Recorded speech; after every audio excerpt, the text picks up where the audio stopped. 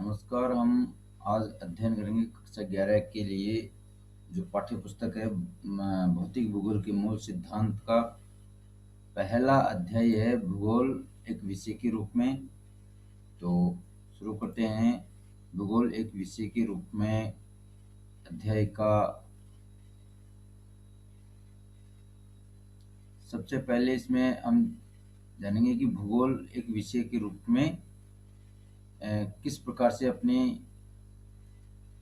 पहचान बनाए हुए हैं। भूगोल का क्या अर्थ है, क्या परिचय है भूगोल का।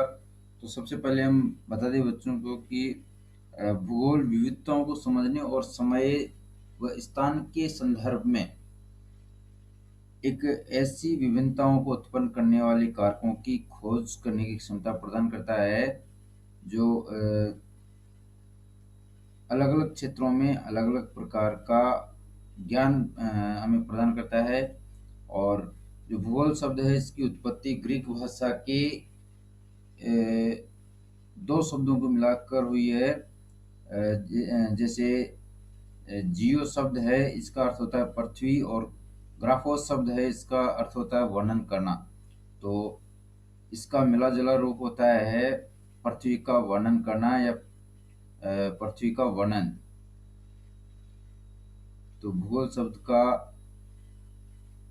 मूल अर्थ हो गया पृथ्वी का वर्णन करना। ये ग्रीक भाषा अर्थात यूनानी भाषा का शब्द है। और सबसे पहले भूगोल शब्द का प्रयोग किया था यूनानी विद्वान इरेटोस्थनीज ने। सबसे पहले भूगोल शब्द का प्रयोग किया था इरेटोस्थनीज ने, जो एक यूनानी भूगोलवेत्ता थे, यूनानी विद्वान था। और इसका जन्म 276 ईसा पूर्व हुआ था और मृत्यु 194 ईसा पूर्व हुई थी। जो भूगोल है पृथ्वी को सामान्यतया मानव के आवास के रूप में देखता है, और जिस कारण विद्वान भूगोल को मानव के निवास के रूप में पृथ्वी का वर्णन करके पृथ्वी के वर्णन के रूप में परिभाषित करते हैं। इसका यही कारण है कि पृथ्वी पर मानव को हमेशा पृथ्वी को हमेशा मानव के आवास के रूप में देखा गया कि जो भी भूगोलवेत्ता है पृथ्वी को किसके रूप में देखते हैं, मानव के आवास के रूप में देखते हैं। और जो भूगोल है एक वैज्ञानिक विषय है जो समय और स्थान के संदर्भ में धरातलीय विभिन्नताओं का अध्ययन करता है। और ये विभिन्नताएं भौतिक और सांस्कृतिक तत्वों में सर्वत्र देखने को मिलती है। तो भूगोल की प्रकृति है ये अंतर विषय है, यानी भूगोल का संबंध कई विषयों से होता है। इसके अंतर्गत प्राकृतिक विज्ञान और सामाजिक विज्ञान के कई विषयों का अध्ययन किया जाता है। इसके अलावा जो भूगोल का विभाजन है मुख्य रूप से दो भागों में किया गया है, भौतिक भूगोल और मानव भूगोल। जो भौतिक भूगोल है इसकी सभी शाखाएं प्राकृतिक विज्ञानों से संबंधित है, जैसे भौतिक भूगोल हो गई, भूमि की हो गई, मौसम विज्ञान हो गया, जल विज्ञान हो गया, मृदा विज्ञान हो गई। तो इन सभी से भूगोल का संबंध है। और इसी प्रकार भू आकृति विज्ञान हुआ, जलवायु विज्ञान हुआ, सामुद्रिक विज्ञान हुआ, मृदा भूगोल हुआ। और इस तरह से प्राकृतिक विज्ञान से भी इसका निकट का संबंध है भूगोल का। तो इस प्रकार से भूगोल का संबंध कई दूसरे विषयों से संबंधित रहता है, यानी दूसरे विषयों से कई प्रकार की जानकारियां लेकर भूगोल उनका अध्ययन करता है, खोजबीन करता है। और जो भूगोल के उपागम है ये अध्ययन की दृष्टि से दो प्रकार के होते हैं, विषय वस्तुगत या क्रमबद्ध उपागम और प्रादेशिक उपागम। जो विषय वस्तुगत या क्रमबद्ध उपागम है इसका प्रतिपादन जर्मन भूगोलवेत्ता अलेक्जेंडर वन हम्बोल्ट ने किया था। और जो प्रादेशिक उपागम है इसका विकास किया था जर्मन भूगोलवेत्ता कार्ल रिटर ने।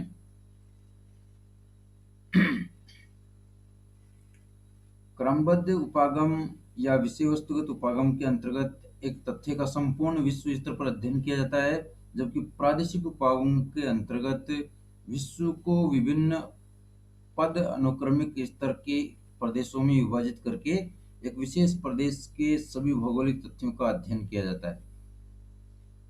अब है भूगोल की शाखाएं। भूगोल की शाखाओं को जो क्रमबद्ध उपागम या विषय वस्तुगत उपागम है, इसके आधार पर दो शाखाओं में विभाजित किया गया है, भौतिक भूगोल और मानव भूगोल।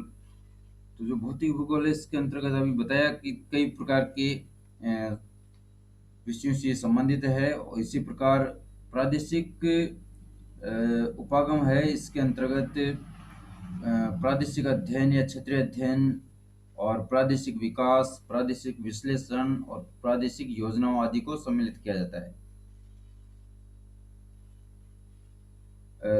अब है भौतिक भूगोल का महत्व। भौतिक भूगोल के अंतर्गत भूमंडल, वायुमंडल, जलमंडल, जीवमंडल आदि का अध्ययन किया जाता है, और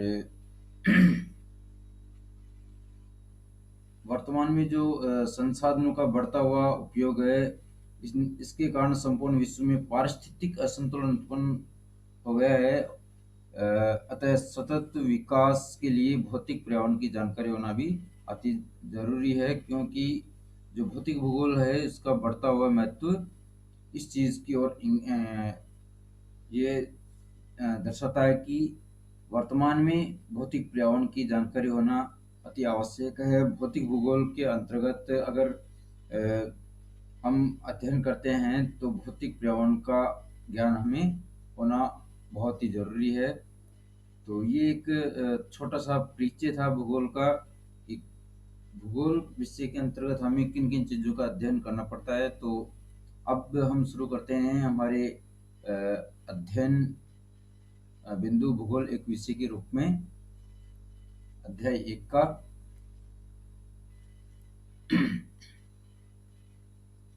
आपने माध्यमिक स्तर तक भूगोल का अध्ययन सामाजिक विज्ञान पाठ्यक्रम के एक घटक के रूप में किया है। आप विश्व एवं इसके विभिन्न भागों के भौगोलिक तथ्यों से परिचित है, अतः आप भूगोल का अध्ययन एक स्वतंत्र विषय के रूप में करेंगे। तब पृथ्वी के भौतिक वातावरण, मानवीय क्रियाओं और उनके अंतर प्रक्रियात्मक संबंध के विषय में जानकारी प्राप्त करेंगे। तो इसमें जो भूगोल शब्द है, इसका हमने अर्थ पहले से ही बता दिया आपको कि भूगोल का अर्थ होता है पृथ्वी का वर्णन करना, और ये दो शब्दों से मिलकर बना है। ग्रीक भाषा या यूनानी भाषा के जियो और ग्राफ शब्द से मिलकर बना है, जिसका अर्थ होता है पृथ्वी का वर्णन करना। और इसमें एक शब्द आया है वातावरण। वातावरण का मतलब होता है जो हमारे चारों ओर की बाहरी दशाओं का जो योग होता है, संपूर्ण योग होता है, उसके अंदर एक जीव अथवा समुदाय रहता है या फिर कोई वस्तु उपस्थित रहती है। तो इस परिस्थिति को क्या कहते हैं? वातावरण कहते हैं। वातावरण के दो भाग होते हैं, भौतिक वातावरण और जैव वातावरण।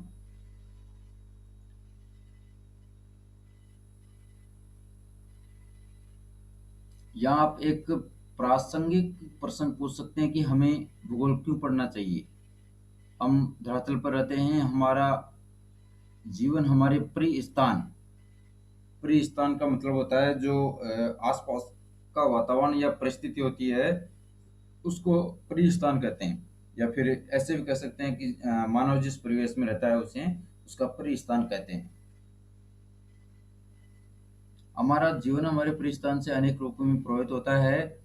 हम निर्वाह के लिए अपने आसपास के संसाधनों पर निर्भर करते हैं, यानी अपने जीवन निर्वाह के लिए हम अपने आसपास जितने भी संसाधन मौजूद रहते हैं, उनका हम उपभोग करते हैं।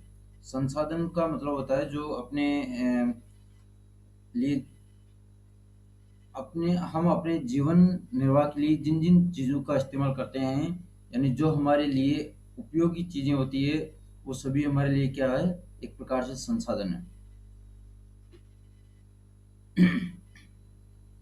या फिर इसका अर्थ ये भी हो सकता है, जैसे प्राकृतिक संसाधन होते हैं, तो प्रकृति से प्राप्त विभिन्न पदार्थ या तत्व जिसका कोई मानव उपभोग करता है अपने जीवन निर्वाह के लिए, या अपने जीवन में जो उपभोग करता है मानव प्रकृति से प्राप्त होने वाली चीज़ों के माध्यम से, तो वो प्राकृतिक संसाधन की श्रेणी में गिनी जाती है। जैसे सूर्य का प्रकाश है, मिट्टी है, जल है, खनिज है, वायु है, वनस्पति है, आदि सभी क्या है, प्रकृति के द्वारा प्रदत्त उपहार है हमारे लिए, यानी प्राकृतिक संसाधन है।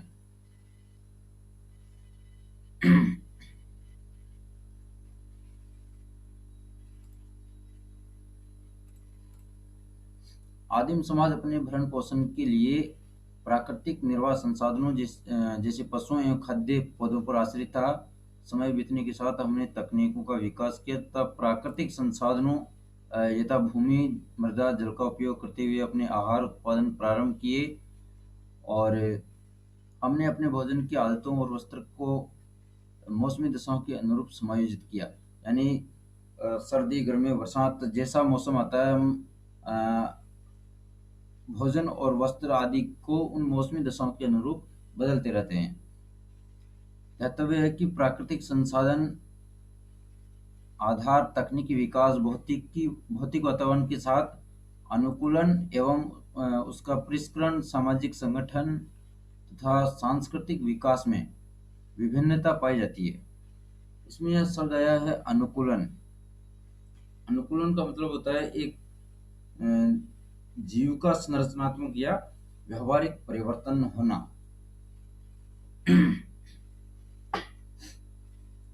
भूगोल के एक छात्र के रूप में आपको धरातल पर विभिन्नता वाले सभी सत्यों के विषय में जानने के लिए उत्सुक होना चाहिए। आप विविध प्रकार की भूमि एवं लोगों से परिचित है, फिर भी समय के साथ होने वाले परिवर्तनों को समझने में रुचि रखते होंगे। भूगोल आपको विविधता समझने तथा समय और स्थान के संदर्भ में ऐसी विविधताओं को उत्पन्न करने वाले कारकों की खोज करने की क्षमता प्रदान करता है। इससे आप में मानचित्र में परिवर्तित गोलक यानी ग्लोब को समझने तथा धरातल के दृश्य ज्ञान की कुशलता विकसित होती है। आधुनिक वैज्ञानिक तकनीकी यथा भौगोलिक सूचना तंत्र जीआईएस, जियोग्राफ जियोग्राफिकल इंफॉर्मेशन सिस्टम, संगणक मानचित्र कला, कंप्यूटर कार्टोग्राफी के रूप में ज्ञान प्राप्त एवं कुशलता आपको राष्ट्र स्तरीय विकास में योगदान करने की योग्यता से लेस करती है। अब यहाँ पर दो तीन शब्द ऐसे आए हैं जिनका अर्थ जानना जरूरी है। सबसे पहले हम जानेंगे मानचित्र। मानचित्र होता है जो धरातल के किसी भी क्षेत्र का हम किसी निश्चित मापने के आधार पर जो रेखा चित्र खींचते हैं तो वो क्या कहलाता है, मानचित्र कहलाता है। और ग्लोब होता है पृथ्वी का छोटा रूप, गोलक यानी पृथ्वी की एक छोटी प्रतिकृति, पृथ्वी का लघु रूप, एक वास्तविक प्रतिरूप जिस पर पृथ्वी का चित्र बना हो वो क्या कहलाता है, ग्लोब कहलाता है। दूसरा है इसमें भौगोलिक सूचना तंत्र, जीआईएस। तो इसका अर्थ होता है जो यथार्थ विश्व से संबंधित स्थानिक आंकड़ों का संग्रहण होता है या भंडारण होता है, या इच्छा अनुसार पुनः प्राप्ति करना उन आंकड़ों की, या फिर उनका रूपांतरण करना या प्रदर्शन करने की जो एक सशक्त युक्ति होती है, और ये युक्ति होती है कंप्यूटर आधारित। तो इस सभी चीज़ों को क्या कहते हैं, भौगोलिक सूचना तंत्र कहा जाता है, जियोग्राफिकल इंफॉर्मेशन सिस्टम कहा जाता है। संगणक मानचित्र कला। संगणक मानचित्र कला होती है कंप्यूटर पर आधारित मानचित्रों के निर्माण की कला, यानी कंप्यूटर के माध्यम से जो मानचित्रों का निर्माण किया जाता है उसको संगणक मानचित्र कला कहा जाता है, कंप्यूटर कार्टोलॉजी कहा जाता है।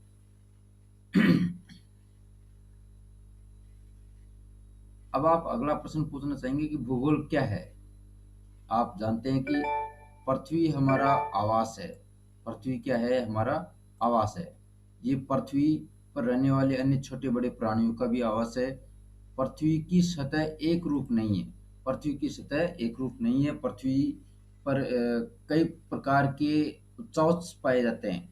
उच्चावच का मतलब पृथ्वी का जो धरातल है उसकी बनावट, इसके भौतिक स्वरूप में भिन्नता होती है।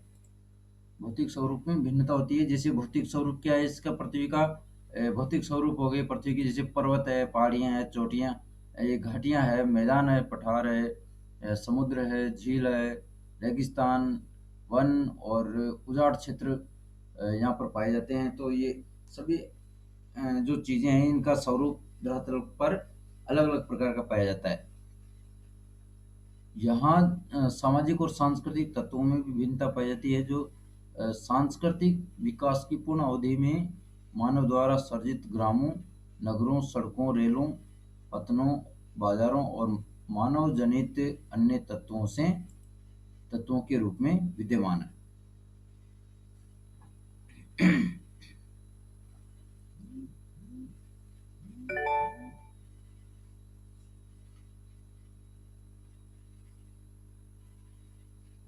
अब इसमें एक दो चीजें आई है, जैसे रेगिस्तान, ये एक मृतप्राय स्थान होता है जहाँ पर जलवायु संबंधी प्रतिकूलता के कारण वन की उपजाऊपन क्षमता नगण्य होती है और ऐसे क्षेत्र प्राय रेतीली बालू मृदा की प्रधानता को दर्शाते हैं। दूसरा इसमें एक शब्द पत्न, ये है समुद्र तटीय भागों में मिलने वाला ऐसा स्थान जहाँ जलयान आकर रुकते हैं, बड़े बड़े जहाज आकर रुकते हैं पानी के, और सामान और व्यक्तियों का उतार चढ़ाव होता है ऐसे स्थानों से। तो ये स्थान कहलाते हैं पत्न या बंदरगाह।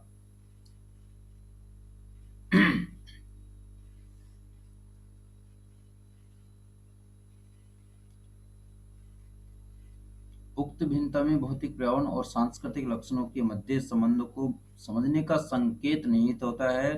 भौतिक पर्यावरण एक मंच प्रस्तुत करता है जिस पर मानव समाजों ने अपने सृजनात्मक क्रियाकलापों का ड्रामा अपनी तकनीकी विकास से प्राप्त उपकरणों द्वारा मंचित किया है।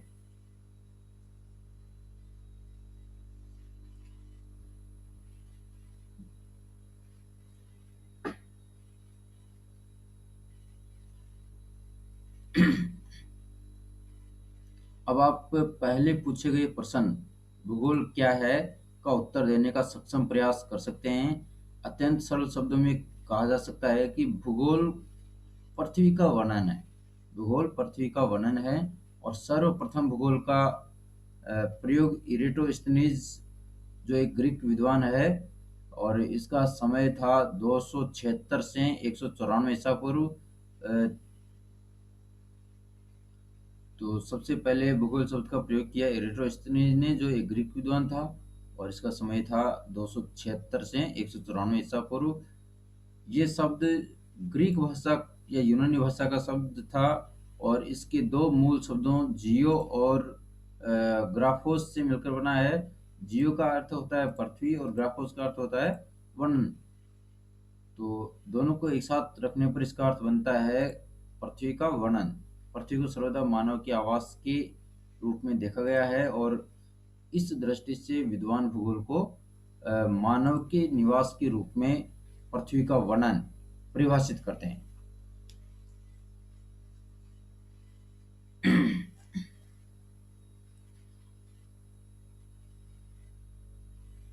आप इस तथ्य से परिचित ही है कि यथार्थता बहुआयामी होती है, तथा पृथ्वी भी बहुआयामी है। इसलिए अनेक प्राकृतिक विज्ञान, जैसे भौमिकी, मृदा विज्ञान, समुद्र विज्ञान, वनस्पति शास्त्र, जीवन विज्ञान, मौसम विज्ञान तथा अन्य सह विज्ञान जैसे सामाजिक विज्ञान के अनेक सहयोगी विषय, अर्थशास्त्र, इतिहास, समाजशास्त्र, राजनीति विज्ञान, नर विज्ञान इत्यादि धरातल की वास्तविकता के विभिन्न पक्षों का अध्ययन करते हैं।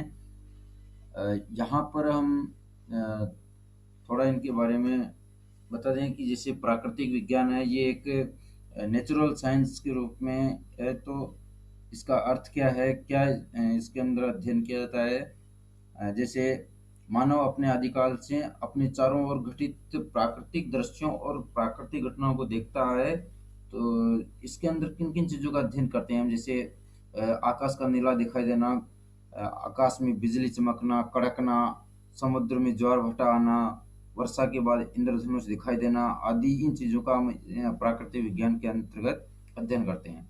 और इन समस्त घटनाओं को जानने के लिए प्रारंभ से ही मनुष्य क्या करता रहा है, इनके बारे में अपनी इनकी खोज और अपनी बुद्धि और तर्कपूर्ण अनुमान से ही नहीं बल्कि प्रयोगों द्वारा भी इनके बारे में जानने का प्रयास करता रहा है। और इस प्रकार से इस प्रकार की जो अध्ययन होता है, मानव ने इन चीज़ों का निष्कर्ष निकाला कि प्रत्येक घटना किसी प्राकृतिक नियम के अनुसार होती है, नेचुरल तरीके से होती है। और इन्हीं नियमों और सुव्यवस्थित जानकारी को किस नाम से जाना जाता है? प्राकृतिक विज्ञान के नाम से जाना जाता है। दूसरा शब्द आया है इसके अंतर्गत, समुद्र विज्ञान। समुद्र विज्ञान के अंदर जल मंडल से संबंधित सभी दशाओं का तार्किक रूप से अध्ययन किया जाता है। और इस जल मंडल से संबंधित जितना भी अध्ययन करते हैं उसको किसमें गिना जाता है? समुद्र विज्ञान के अंतर्गत उसको शामिल किया गया है। और मौसम विज्ञान, मौसम विज्ञान के अंतर्गत एक लघु अवधि के संदर्भ में तापमान, वर्षा, आर्द्रता, वायु संचरण से संबंधित दशाओं का अध्ययन करना अ, मौसम विज्ञान कहलाता है एक तरीके से। और जो भौमिकी है, भौमिकी शब्द है तो भौमिकी जियोलॉजी, ये एक तरह का विज्ञान है जो भौतिक भूगोल से संबंधित अध्ययनों को आदान प्रदान कर आधार प्रदान करता है। और इसके अंतर्गत पृथ्वी की उत्पत्ति, उसकी संरचना, संगठन, सेलों के रूप में वर्तमान और उसके ऐतिहासिक पहलुओं का अध्ययन किया जाता है। इसके अंतर्गत उन प्रक्रमों का भी अध्ययन किया जाता है जो सेलों की मूल अवस्था में परिवर्तन के लिए उत्तरदायी होती है। इसी प्रकार नर विज्ञान, नर विज्ञान का मतलब होता है जो मानव की उत्पत्ति से लेकर वर्तमान समय तक उसके विकास का जो अध्ययन करने वाला विज्ञान है, वो नर विज्ञान कहलाता है। तो इस प्रकार से कई सारे इसमें दूसरे विषय हैं जिसका मिला जुला रूप ही क्या है? भूगोल है। यानी भूगोल सभी विषयों से संबंधित एक मुख्य विषय है जिसके अंतर्गत इन सभी चीजों का अध्ययन किया जाता है। भूगोल अन्य विषयों से विषय वस्तु तथा विधि तंत्र से भिन्न है, परंतु साथ ही अन्य विषयों से इसका निकट का संबंध है। भूगोल सभी प्राकृतिक एवं सामाजिक विषयों से सूचना आधार प्राप्त कर उसका संश्लेषण करता है। हमें पृथ्वी पर भौतिक और सांस्कृतिक वातावरण में भिन्नता दिखाई पड़ती है। अनेक तत्वों में समानता तथा कई में असमानता पाई जाती है। अतएव भूगोल को क्षेत्रीय भिन्नता का अध्ययन मानना तार्किक होता है। इस प्रकार भूगोल को उन सभी तथ्यों का अध्ययन करना होता है जो क्षेत्रीय संदर्भ में भिन्न होते हैं। भूगोलवेत्ता मात्र धरातल पर तथ्यों में विभिन्नता का अध्ययन नहीं करते, अपितु उन कारकों का भी अध्ययन करते हैं जो इन विभिन्नताओं के कारण होते हैं। जैसे फसल का स्वरूप एक प्रदेश से दूसरे प्रदेश में भिन्न होता है, किंतु यहाँ ये जो भिन्नता है एक तथ्य के रूप में मिट्टी, जलवायु, बाजार में मांग, किसानों की व्यय क्षमता, तकनीकी निवेश की उपलब्धता आदि में भिन्नता से संबंधित होती है। इस प्रकार जो भूगोल होता है उसकी दिलचस्पी किन्हीं दो तत्वों या एक से अधिक तत्वों के मध्य कार्य कारण संबंध को ज्ञात करने में होती है। यानी भूगोल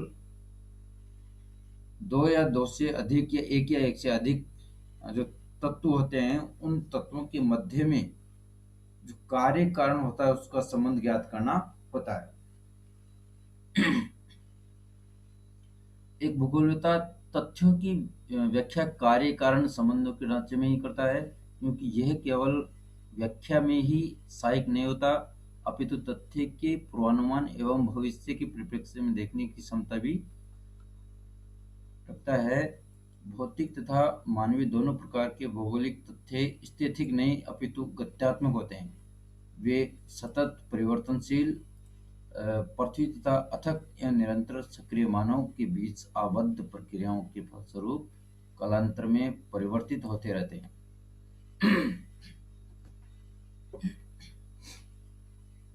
आदि मानव समाज अपने निकटतम पर्यावरण पर सीधे तौर पर निर्भर करता था। अब ऐसा नहीं है।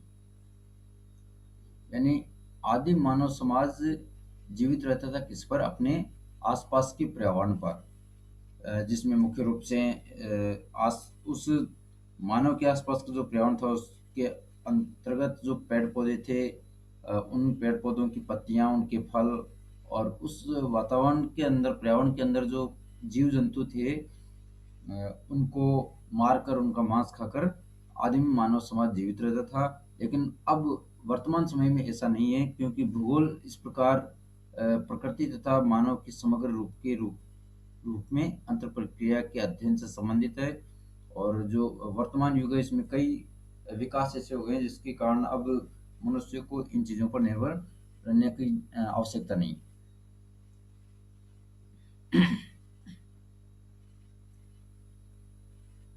मानव प्रकृति का एक अंगभूत भाग है तथा वह प्रकृति पर अपनी छाप छोड़ता है। प्रकृति मानव जीवन की विभिन्न पक्षों को प्रभावित करती है।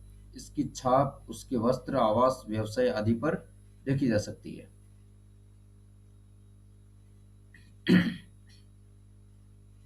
मानव ने प्रकृति के साथ समझौता, अनुकूलन अथवा अपरिवर्तन, मॉडिफिकेशन के माध्यम से किया है।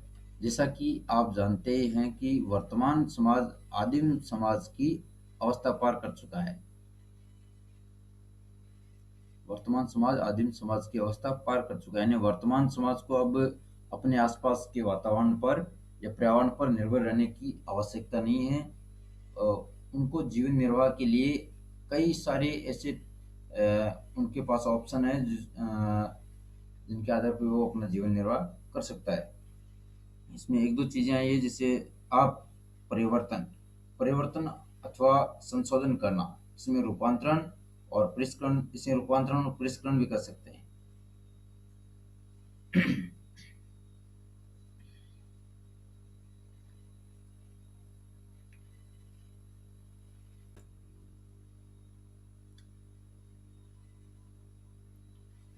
उसने तकनीकी की खोज एवं प्रयोग द्वारा अपने अस्तित्व के लिए सन्निकट परिवेश अर्थात प्राकृतिक वातावरण को अपरिवर्तित कर प्राकृतिक संसाधनों का समुचित उपयोग करते हुए अपने कार्यक्षेत्र की स्थिति में परिवर्तन कर लिया है। और तकनीकी के क्रमशः विकास के साथ मानव अपने ऊपर भौतिक पर्यावरण के द्वारा कसे हुए बंधन को भी ढीला करने में सक्षम हो गया है।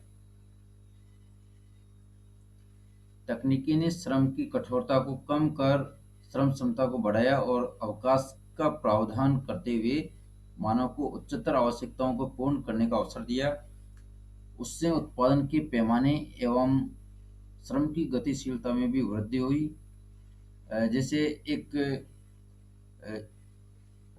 भौतिक वातावरण और मानव के बीच में जो क्रियाएं होती है, अन्योन्य क्रियाएं होती है, उसको एक कवि के माध्यम से किस प्रकार से व्यक्त किया गया है, यहाँ पर दिखाया गया है कि मानव और ईश्वर के बीच की जो वार्तालाप है उसको कवि ने अपनी पंक्तियों में किस प्रकार से पिरोया है, देखते हैं यहाँ पर। जैसे ये पहले शब्द हैं वो ईश्वर के माने कवि ने, और दूसरे शब्द है वो मनुष्य के माने गए हैं। तो आपने मिट्टी का सर्जन किया, मैंने कप का निर्माण किया, यानी ईश्वर ने मिट्टी का सर्जन किया और मानव ने उससे कप का निर्माण किया। ईश्वर ने रात्रि का सर्जन किया, मनुष्य ने दीपक बनाया। ईश्वर ने बंजर भूमि, पहाड़ी भूभाग एवं रस्तों का सर्जन किया और मनुष्य ने फूलों की क्यारियां, बाग बगीचे बनाए। प्राकृतिक संसाधनों का प्रयोग करते हुए मानव अपने सर्जनात्मक योगदान का दावा करता है। तकनीकी की सहायता से मानव आवश्यकता की अवस्था से स्वतंत्रता की ओर अग्रसर हुआ। उसने सर्वत्र अपनी छाप छोड़ी और प्रकृति के संयोग से नई संभावनाओं का सर्जन किया। इस प्रकार हमें मानवीकृत प्रकृति तथा प्रकृति प्रभावित मानव के दर्शन होते हैं।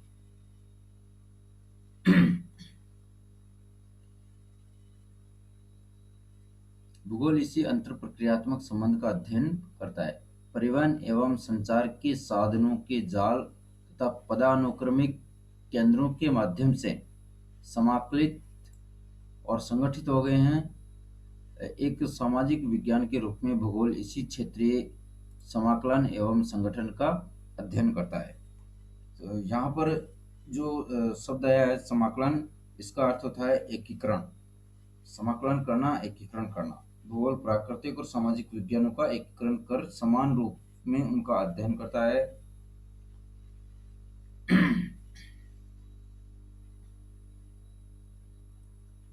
अब है अध्ययन एक वैज्ञानिक विषय के रूप में भूगोल 3 वर्गीकृत प्रश्नों से संबंधित है। अभी 3 प्रश्न कौन कौन से हैं? यह है क्या, कहाँ और क्यों। भूगोल एक वैज्ञानिक विषय के रूप में 3 प्रश्न करता है हमसे। कौन कौन से प्रश्न है ये? क्या, कहाँ और क्यों। कुछ प्रश्न धरातल पर पाए जाने वाले प्राकृतिक एवं सांस्कृतिक विशेषताओं के प्रतिरूप की पहचान से जुड़े होते हैं, जो क्या प्रश्न के उत्तर देते हैं। इसी प्रकार कुछ प्रश्न पृथ्वी पर भौतिक सांस्कृतिक तत्वों के वितरण से संबंधित होते हैं, जो कहाँ प्रश्न से संबंध होते हैं। सब मिलाकर उक्त दोनों प्रश्नों में प्राकृतिक एवं सांस्कृतिक तत्वों के वितरण और स्थितियों को ध्यान में रखा गया है। इन प्रश्नों से कौन से तत्व कहाँ है से संबंधित सूचीबद्ध सूचनाएं प्राप्त होती है। और औपनिवेशिक काल से ही ये उपागम बहुत प्रचलित रहा है। इन 2 प्रश्नों में तीसरे प्रश्न के जुड़ने तक भूगोल वैज्ञानिक विषय नहीं बन सका। और ये तीसरा प्रश्न है क्यों। ये तृतीय प्रश्न व्याख्या अथवा तथ्यों के मध्य कार्य कारण संबंध से जुड़ा हुआ है। भूगोल का ये प्रश्न पक्ष क्यों प्रश्न से जुड़ा हुआ है। एक विषय के रूप में भूगोल का क्रोड क्षेत्र से संबंधित होता है। क्रोड क्षेत्र होता है जो पृथ्वी के बीच का क्षेत्र होता है तथा स्थानिक विशेषताओं एवं गुणों का विवेचन करता है। ये क्षेत्र में तथ्यों के वितरण, स्थिति एवं केंद्रीकरण के प्रतिरूप का अध्ययन करता है तथा इन प्रतिरूपों की व्याख्या करते हुए उनका स्पष्टीकरण भी देता है। और मानव तथा उसके भौतिक वातावरण के मध्य गत्यात्मक अंतर प्रक्रिया से उपजे तथ्यों के बीच साहचर्य एवं अंतर संबंध का विश्लेषण करता है। अब है भूगोल एक समाकलन इंटीग्रेटिंग विषय के रूप में। भूगोल एक समाकलन विषय के रूप में। भूगोल एक संश्लेषणात्मक विषय है जो क्षेत्रीय संश्लेषण का प्रयास करता है और इतिहास कालिक संश्लेषण का प्रयास करता है। इसके उपागम की प्रकृति समग्रात्मक होती है। ये इस तथ्य को मानता है कि विश्व एक परस्पर निर्भर तंत्र है। आज वर्तमान विश्व में एक वैश्विक ग्राम का प्रतिबोधन होता है, जो परिवहन की बेहतर साधनों तथा बढ़ती हुई गम्यता के कारण दूरियां कम हो गई है। श्रव्य दृश्य माध्यमों अर्थात ऑडियो विजुअल मीडिया और सूचना तकनीकी ने आंकड़ों को बहुत समृद्ध बना दिया है। यहाँ पर ये शब्द आए हैं, जैसे परिवहन शब्द होता है वस्तुओं या मानव के एक स्थान से दूसरे स्थान की ओर किसी माध्यम से पहुंचने की प्रक्रिया होती है, वो परिवहन कहलाती है। इसी प्रकार जो संचार होता है, ऑडियो वीडियो विजुअल है, ये संचार की श्रेणी में आते हैं। और संचार का मतलब होता है भावों, तथ्यों या संदेशों व विचारों को एक दूसरे के पास पहुंचाना या उनका आदान प्रदान करना। तो ये श्रव्य और दृश्य माध्यम है, ये इसी श्रेणी में आते हैं। संचार के माध्यम माने जाते हैं इनको।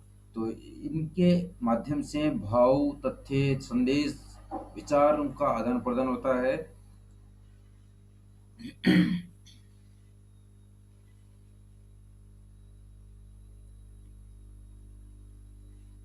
तकनीकी ने प्राकृतिक तथ्यों तथा आर्थिक और सामाजिक प्राचल पैरामीटर के निरीक्षण एवं परीक्षण के बेहतर अवसर प्रदान किए हैं। भूगोल का एक संश्लेषणात्मक विषय के रूप में अनेक प्राकृतिक तथा सामाजिक विज्ञानों से अंतरपृष्ठ इंटरफेस संबंध है। प्राकृतिक या सामाजिक विज्ञान सभी विज्ञान का एक मूल उद्देश्य होता है और वो होता है अ, यथार्थता को ज्ञात करना। प्राकृतिक या सामाजिक सभी विज्ञानों का एक मूल उद्देश्य होता है, वो होता है यथार्थता को ज्ञात करना, वास्तविकता को ज्ञात करना। भूगोल यथार्थता से जुड़े तथ्यों के साहचर्य को बोधगम्य बनाता है। भूगोल वास्तविकता से जुड़े तथ्यों के साहचर्य को बोधगम्य बनाता है, हमें बताता है। हमारे साथ जो यथार्थता होती है, भूगोल पृथ्वी की यथार्थता से जुड़ी तथ्य होते हैं, उनको हमारे साथ साझा करता है भूगोल विषय। जैसे रेखा चित्र 1.1 भूगोल का अन्य विज्ञानों के साथ संबंध दर्शाता है। रेखा चित्र 1.1, तो रेखा चित्र 1.1 को देखते हैं हम चल के कि भूगोल का कौन कौन से क्षेत्रों से संबंध है या कौन कौन से विषयों से भूगोल का संबंध है। तो सबसे पहले हम देखेंगे जो भूगोल का संबंध है दूसरे विषयों से, उनमें समुद्र विज्ञान है जिसके अंतर्गत जल विज्ञान का हम अध्ययन करते हैं। मृदा भूगोल है, उसमें मृदा विज्ञान का अध्ययन करते हैं हम, यानी मृदा विज्ञान में मृदा भूगोल का अध्ययन करते हैं। जल विज्ञान में समुद्र विज्ञान का अध्ययन करते हैं हम।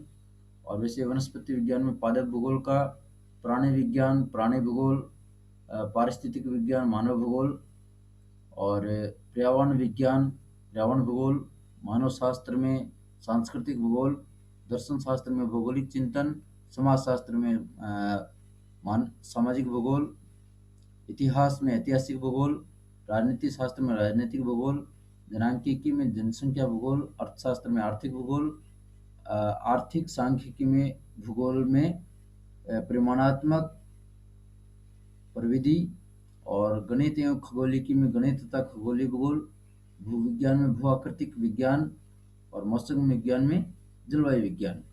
तो इस प्रकार से इतने सारे जो दूसरे विषय हैं उनका अध्ययन भूगोल के क्षेत्र में स्थित है, यानी भूगोल के क्षेत्र के रूप में इन सभी विषयों का अध्ययन जुड़ा हुआ है, इनका आपसी संबंध है भूगोल से।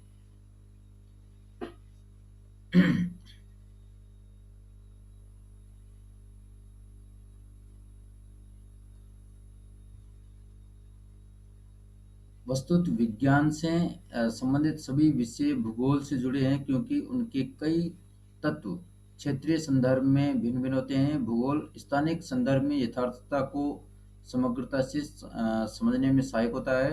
अतः भूगोल न केवल एक स्थान से दूसरे स्थान में तथ्यों की भिन्नता पर ध्यान देता है, अपितु उन्हें समग्रता में समाकलित करता है। भूगोल को सभी संबंधित क्षेत्रों की व्यापक समझ रखने की आवश्यकता होती है, जिससे कि ये उन्हें तार्किक रूप से संश्लेषित कर सकें। ये संश्लेषण कुछ उदाहरणों की सहायता से सरलतापूर्वक समझाया जा सकता है। जैसे भूगोल ऐतिहासिक घटनाओं को प्रभावित करता है। स्थानिक दूरी स्वयं विश्व के इतिहास की दिशा को परिवर्तित करने के लिए एक प्रभावशाली कारक है। क्षेत्रीय विस्तार लड़ाई के दौरान विशेषकर पिछली शताब्दी में कई देशों के लिए सुरक्षा का साधन बना है। परंपरागत युद्ध में बड़े आकार के जो देश हैं उन्होंने अधिक स्थान छोड़कर समय का लाभ प्राप्त किया। कई देश ऐसे थे जिन्होंने समय का सदुपयोग करते हुए अधिक से अधिक अपने उपनिवेश बनाए उस जमाने में। यानी उन लोगों के लिए स्थान से ज़्यादा महत्व किसका था? समय का महत्व था।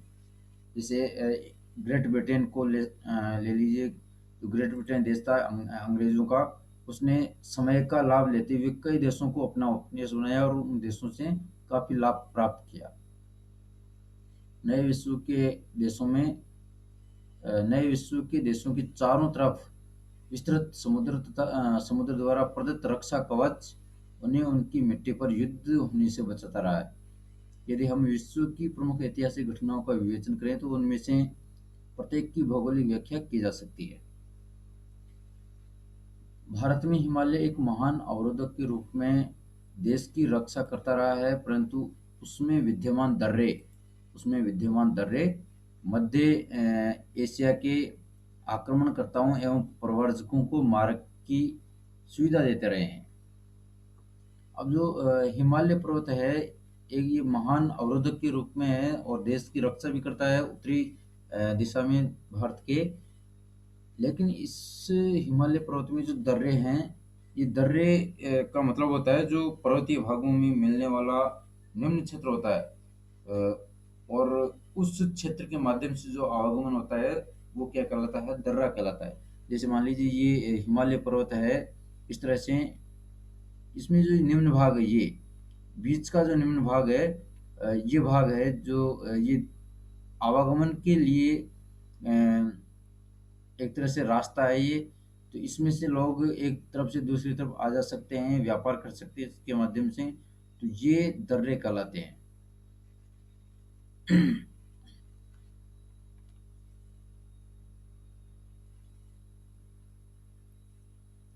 समुद्री किनारे दक्षिण पूर्व एशिया, यूरोप तथा अफ्रीका से संपर्क को प्रोत्साहित करते रहे हैं। नौ संचालन नेविगेशन तकनीकी ने यूरोपीय देशों को भारत सहित कई एशियाई और अफ्रीकी राष्ट्रों पर उपनिवेशीकरण करने में सहायता की है। नौ संचालन नौ संचालन का नौ संचालन जो तकनीकी होती है, इसका मतलब है जहाजरानी, नौ यात्रा या जल यात्रा, विमान संचालन संबंधी तकनीक, इसको नौ संचालन कहा जाता है। तो इस तकनीकी के माध्यम से कई यूरोपीय देशों ने भारत सहित कई एशियाई और अफ्रीकी राष्ट्रों पर अ, शासन किया है, उनको अपना उपनिवेश बनाया है, क्योंकि उन्हें समुद्र के माध्यम से गम्यता मिली, आने जाने का रास्ता मिला। गम्यता का मतलब एक स्थान से दूसरे स्थान तक पहुंचने की सुविधा। और इस गम्यता की जो गणना है वो तय की गई है दूरी या यात्रा की खर्च या फिर लिए गए समय के संदर्भ में।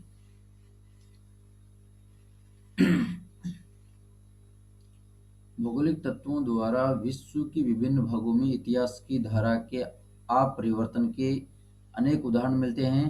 प्रत्येक भौगोलिक तथ्य समय के साथ परिवर्तित तो होता रहता है तथा समय के परिप्रेक्ष्य में उसकी व्याख्या की जा सकती है। भू-आकृति, जलवायु, वनस्पति, आर्थिक क्रियाएं, व्यवसाय, सांस्कृतिक विकास ने एक निश्चित ऐतिहासिक पथ का अनुसरण किया है। अनेक भौगोलिक तत्व विभिन्न संस्थाओं द्वारा एक विशेष समय पर निर्णय लेने की प्रक्रिया के प्रतिफल होते हैं। उदाहरण के लिए जैसे अ स्थान से ब स्थान से 1500 किलोमीटर दूर है, जिसे विकल्प के रूप में ये भी कहा जा सकता है कि अ स्थान ब से 2 घंटा दूर है। यदि हम हवाई जहाज से यात्रा करें, और 17 घंटा दूर है यदि हम तीव्रगामी रेल से यात्रा करें। तो ये विकल्प के रूप में हम इसको मान सकते हैं।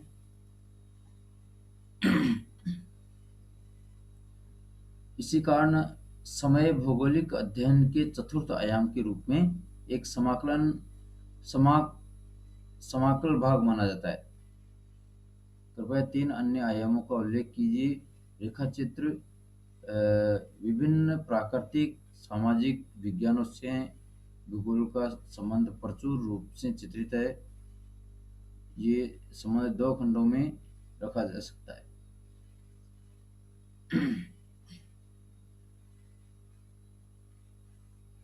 तो आज के लिए यहीं तक। वीडियो के माध्यम से हम अध्ययन किया या इसका भूगोलिक विषय के रूप में, और भौतिक भूगोल एवं प्राकृतिक विज्ञान, यहाँ से हम अगले वीडियो में फिर मिलेंगे। तब तक के लिए नमस्कार, जय हिंद, जय भारत।